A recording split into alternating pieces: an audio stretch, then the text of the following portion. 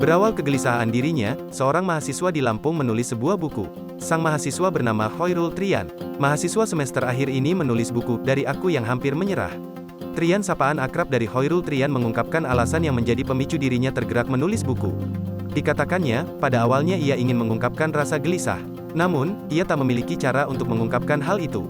Sebenarnya buku ini saya tulis karena berawal dari keinginan mengungkapkan rasa gelisah tapi tidak tahu bagaimana cara mengungkapkannya, ujar Trian saat acara Book Talk di Gramedia Raden Intan, Sabtu, tanggal 11 Juni tahun 2022. Pada akhirnya, ia mencurahkan kegelisahan tersebut dalam bentuk tulisan.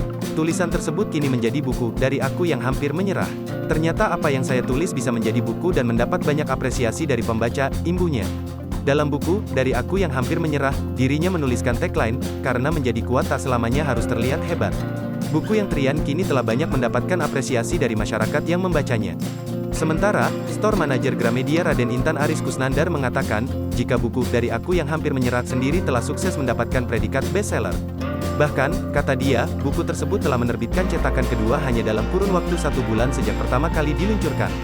Jadi buku ini merupakan yang sangat bagus dan banyak diapresiasi oleh pembacanya, kata Aris. Bahkan hanya dalam waktu 1 bulan sejak bulan April hingga akhir Mei tahun 2022 lalu buku ini telah menerbitkan cetakan keduanya, imbuhnya.